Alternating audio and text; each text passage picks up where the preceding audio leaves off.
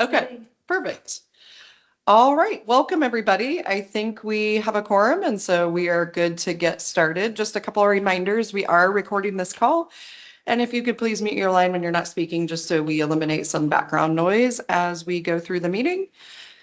And just as a reminder, I will drive through the agenda, but defer to Dr. Kuhn as we go through things. And then when we vote, I will do the roll call voting and you can aye, nay, or abstain as we go through that. So with that, I will go ahead and get us started with the call to order with Dr. Kuhn.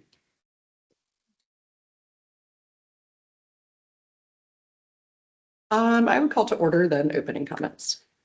I will call to order the December 2025 Mental Health Quality Advisory Committee meeting. And then just for some opening comments, good morning. Just had a couple of things I wanted to mention. We have had some updates to our managed care pharmacy team. So Monica Blankenship from United Healthcare has moved to a new position within UHC. And Farhan Hassan, who you may be familiar with from formerly MHS, has taken on the United Healthcare Pharmacy Director role. And then Cindy Uhrig, former MHS Pharmacy Director, left the position earlier this year. And Laveda Nyarko is now the new MHS Pharmacy Director. And then last item, beginning with this December MHQAC meeting going forward, Therapeutics Committee will meet ahead of MHQAC. As I'm sure you remember, October's MHQAC meeting was lengthy. It included recommendation proposals for criteria and also SUPDL placement recommendations.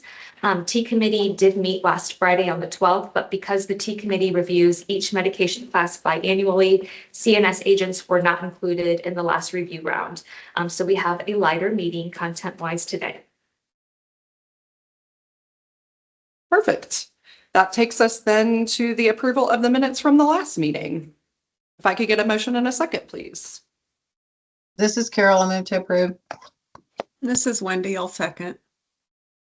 All right, I have a motion and a second. Any comments or questions from the committee on the minutes? Okay, Dr. Andreessen. Approve. Let's make sure I don't see Dr. Holbershorn yet before I not call on her. Okay.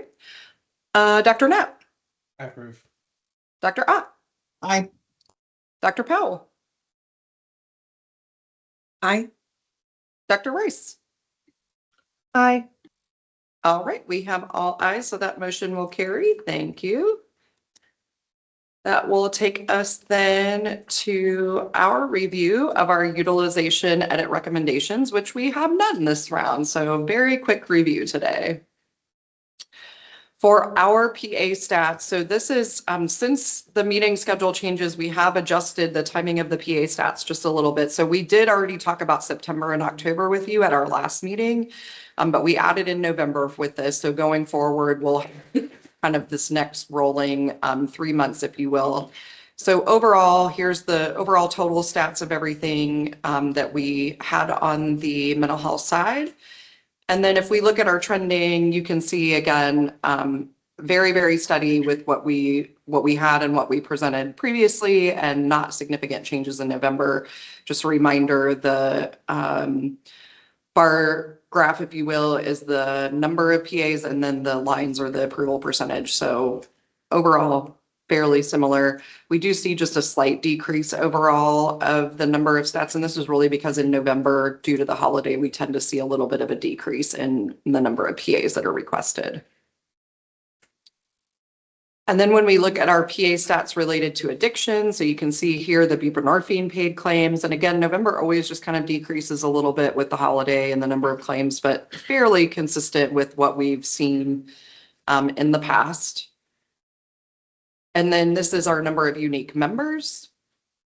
Again, fairly consistent. And our unique prescribers.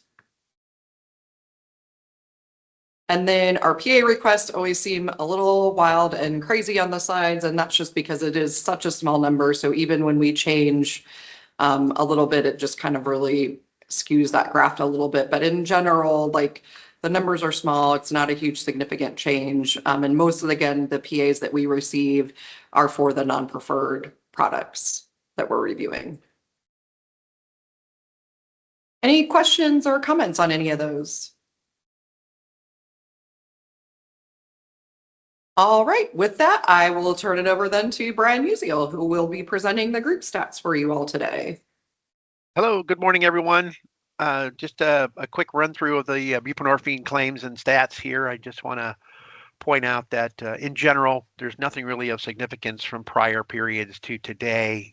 We see the sort of the similar trends in general here on the claim counts. You'll see MDYs, Anthem, MHS, and CareSource with just small downward trends, which would be expected with the membership declines that we've seen. And then Humana and United both, again, pointing out that those two plans are using the scale on the right. They're much smaller numbers in terms of volumes with small pickups as they start to grow their membership. So nothing of significance here. I do want to take a moment and say, because it's important when we get to the fourth slide in this set, if you just look at the totals on the MCOs at the bottom, so the 6,500 number on MDYs, the 18,000 number for Anthem, the 5,700, the 4,200, the 260, and the 71, that number is just a smidge over 35,000 claims in the buprenorphine for that third quarter, because that'll become important at the end. So next slide, please, Amanda.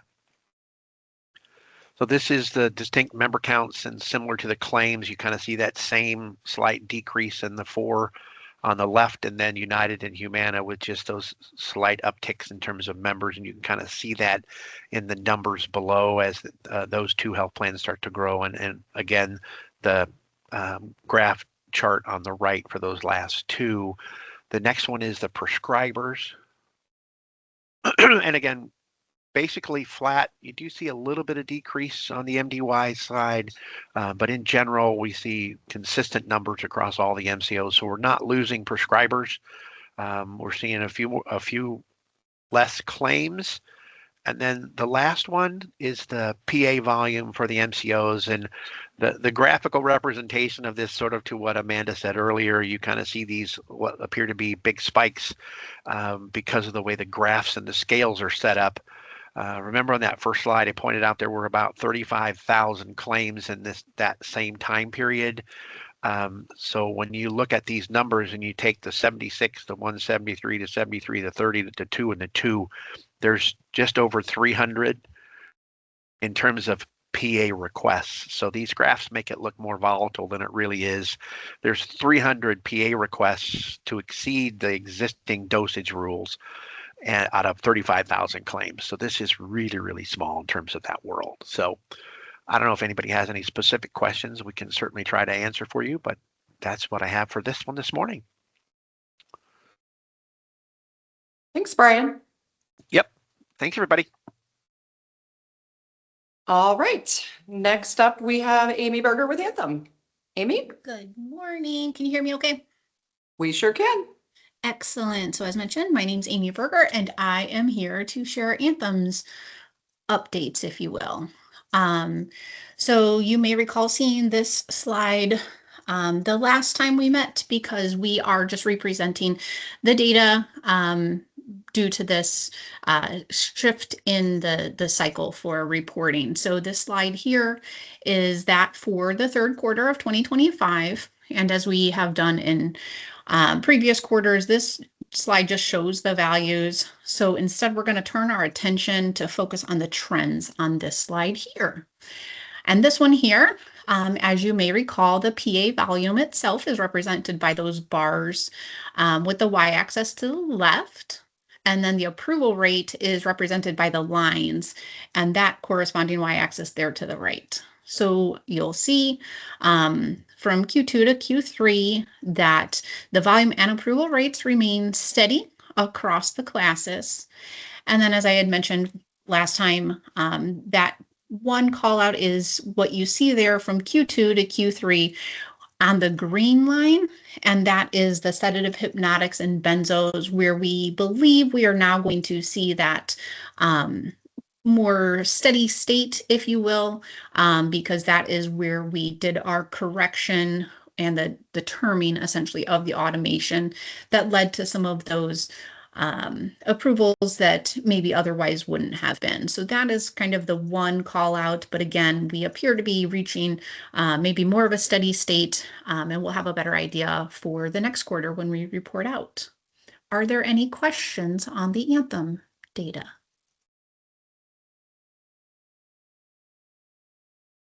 All right, hearing none. Thank you. Happy Friday. Thanks, Amy. Next up, we have CareSource presenting. Looking to see. Hello, good morning. My name is Ashley LTF, and I will be presenting in Jennifer's absence today. We'll go ahead to the next slide. Here we have our Q3 2025 PA statistics, including claim volume and PA information for the group being cited. In July's meeting, it was mentioned CareSource completed a review of MHQAC reporting as we found some products for weight loss were pulling in under stimulants. That piece was completed and those products were removed. So we see here versus last quarter, a decrease in volume for stimulants and subsequent increase in PA approval percentage. All is expected. The next slide, we have our PA volume and approval ratings graph. Nothing additional to note here. Thanks, Ashley. Thank you. Any questions for CareSource? All right. Moving along then with Humana, I believe we have Bill Porcha.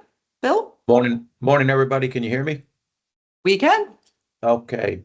On this slide, it's just showing some of the claim volumes, and I'm going to have to admit I have a formula broke, so my total process claims did not add up to the total paid claims and total rejected claims, and I'll send you an updated slide with that, so I'll get that fixed. But if you go on to the next slide, you can just see my trending here. The only one that jumped up was really my ADHD, and I had 6 PA submitted and 6 approved, so that's why that jumped up.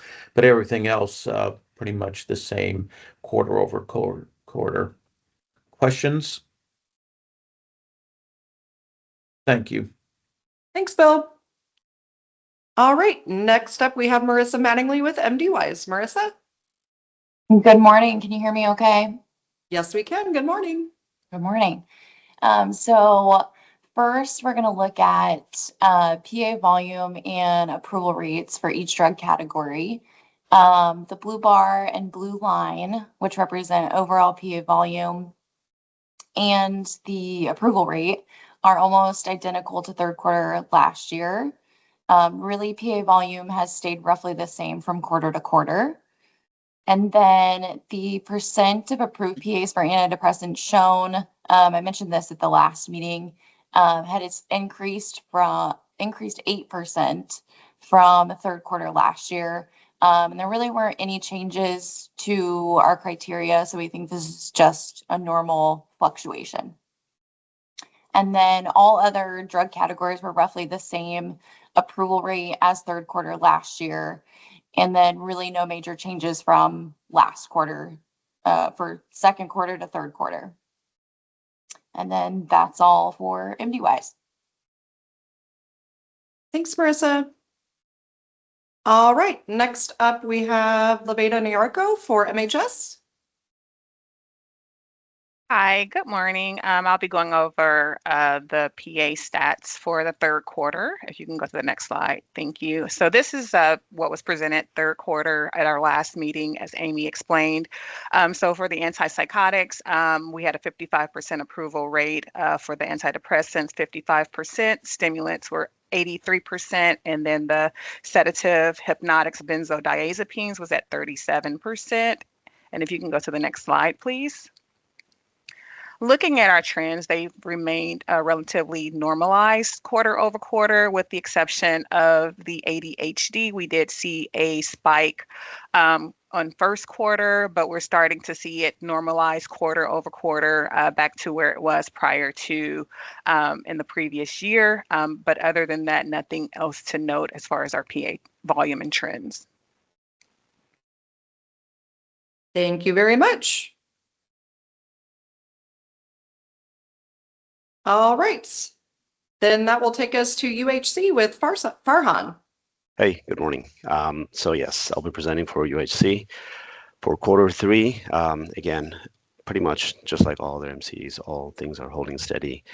Looking at the difference between Q2 and Q3, it's really not there. For antipsychotics, we are at 40% approval rate. For antidepressant, 47. There was a slight decrease in that from 53 to 47, but really negligible given the volume of things. Same thing for ADHD benzos. And overall, we are at 45% approval rating.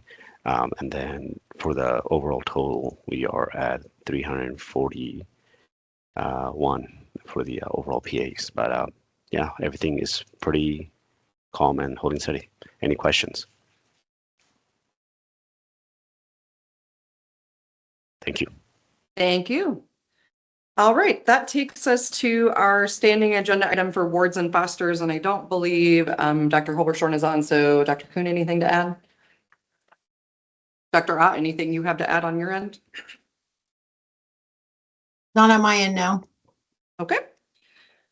We also have the standing agenda item for concurrent use of opiates and benzos, and I don't have anything there. We do have that retrodur that we are doing, but other than that, we'll report back on that when we have additional info. Any old business from the committee? All right, hearing none. Any other new business besides the small new business I have? Okay. We just have a minor update to the clonidine guanfacine rule. Javedin is a new clonidine solution. We are adding that to PA criteria that they have a diagnosis of hypertension, they're 18 years of age or older and unable to swallow the tablet formulation. They will not be using concurrently with guanfacine, or that the prescriber has provided medical justification for concurrent use, and that they need to meet the established plan limits, which are listed there below, the 18 and the 1.2 milligrams per day, and the quantity limit that's there. And then for the reauthorization, history of the agent in the past 90 of 120 days. And then again, similar criteria, they're still unable to swallow the tablet, and that they are not using concurrently, or that they've provided chart documentation with 3 months of monitoring and vitals and labs, and then the same quantity and age limits. And then we also have an update to the Spravato PA for the initial authorization and reauthorization, that the prescriber attests that the member has been counseled on the increased risk of especially sedation associated with concomitant benzodiazepine and Spravato use.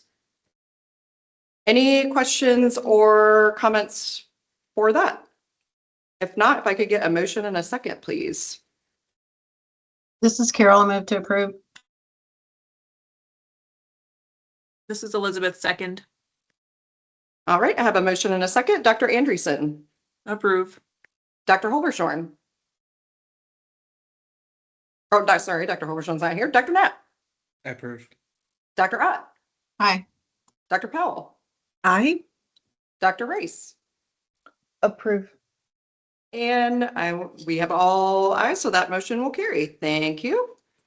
That takes us then to public comment, which we have none. And so that takes us to the last agenda item, which is adjournment. So thank you everyone for coming. Really appreciate your attendance with the schedule change. Hoping that everyone has a happy holiday season, and we'll see you next year in March. Meeting adjourned. Thanks, everybody. Happy holidays. Happy holidays. Bye-bye. Bye all.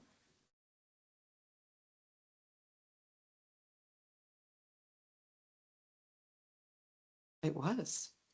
I'm gonna run on. Was it worth the trek over here? It's cold. It's I know. cold.